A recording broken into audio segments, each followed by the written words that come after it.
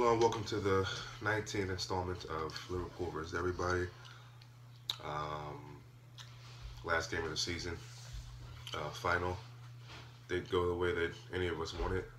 Um, it's a bounty of things we can talk about it as to maybe why we didn't get it. Just don't think we played like we needed to play in that second half. The first half was totally ours.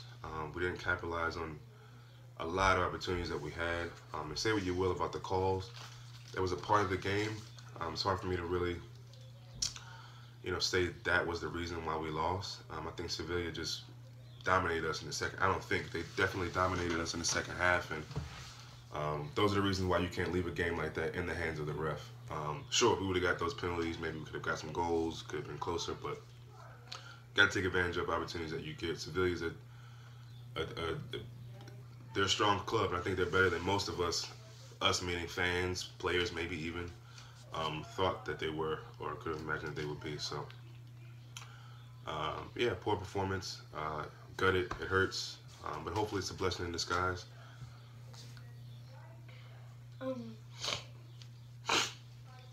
I felt sad about the game because we lost, and at first I was feeling really confident, but then like you said, Liverpool they um they um they they think that the game's over, but You mean like when we score first? yeah. Yeah. But then in the second half, they in the second half they destroyed us, like I said. Yeah, just a true tale of two halves. And I remember telling you after we scored, even though we were celebrating happy, we had a long way to go in the game. And, the way we looked in the first half, you just thought, even though in Premier League games early in the season we would do that, or games in general we'd go up and lose, it's something in me just said, we're not going to do that again, are we?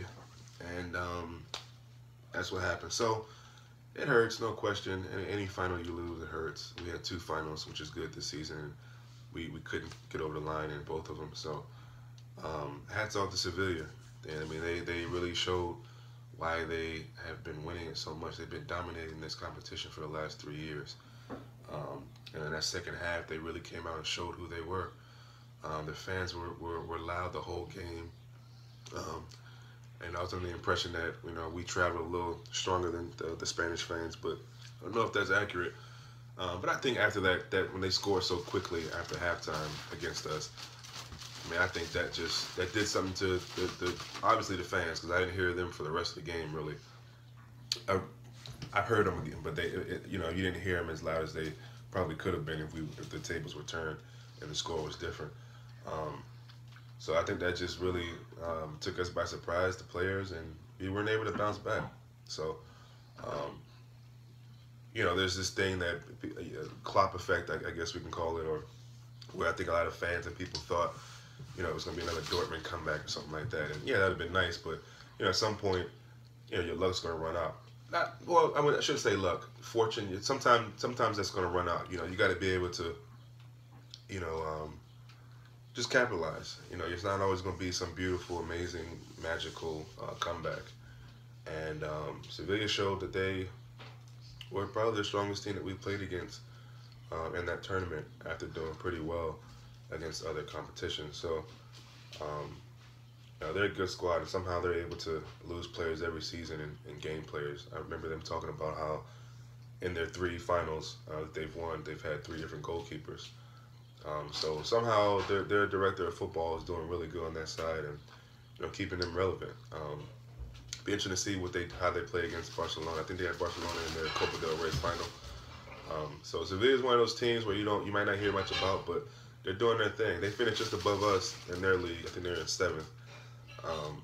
But they've won a European final, and they're in another final in their league against the best team, arguably the best team in the league over there. So the blessing in disguise part for me could be that next season we won't be playing in Europe, so we'll be able to focus just on the Premier League games. I'm sorry, did you want to say something else, man?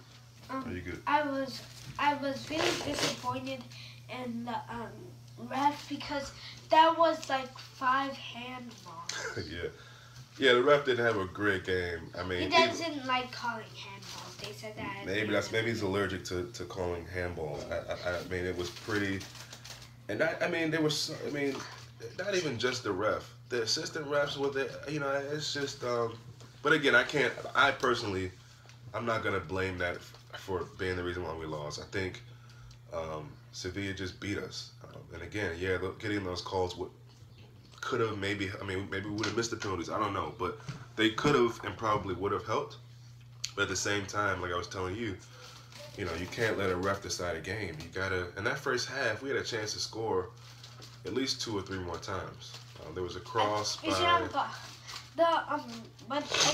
But the reason we didn't score that time when Sturridge scored is because he was like off balance, right?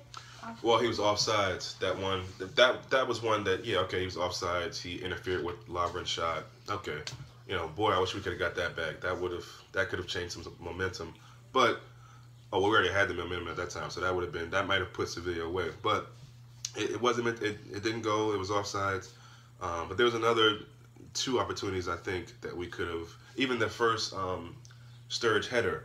Yeah, so maybe that's when you were talking about he was off balance. He couldn't really get a good when the other team cleared it off the line. Remember that?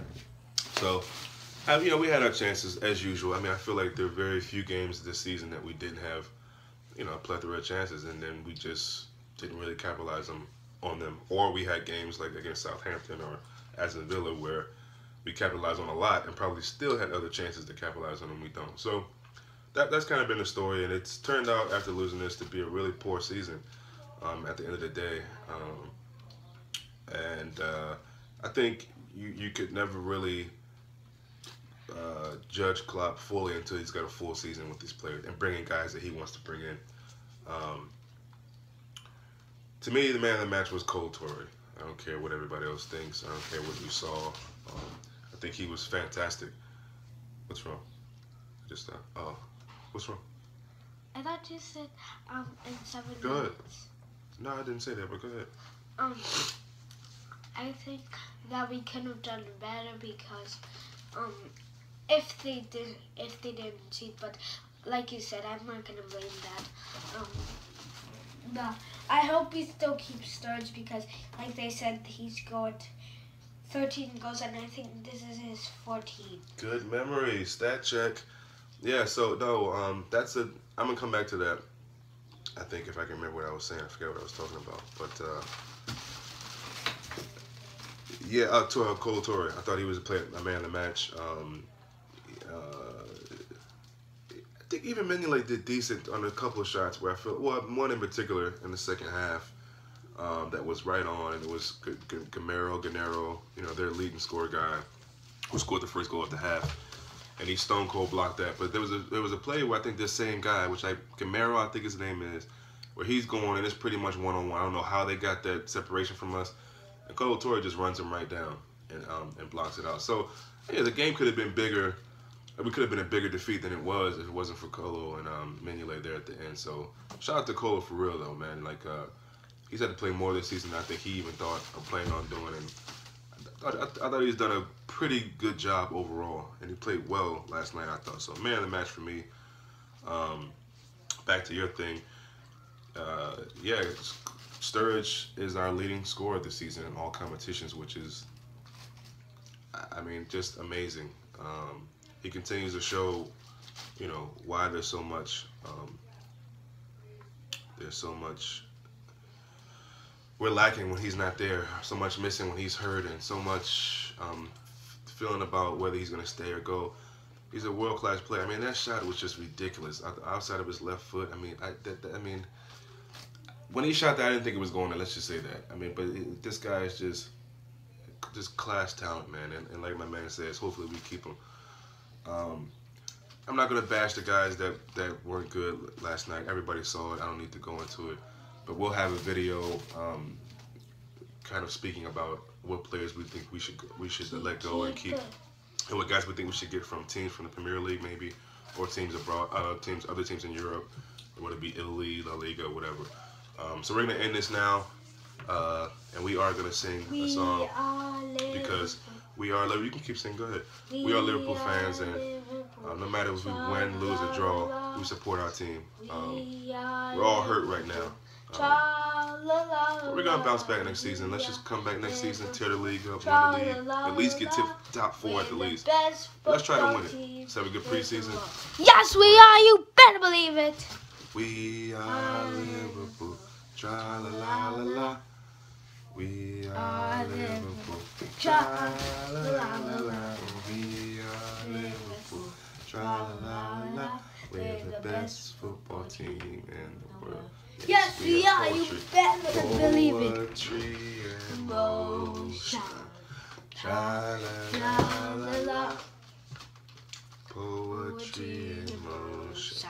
Tra la la la. Poetry and motion. Tra la la la. We're the best football team in the world. Yes, we are. Till next time, folks.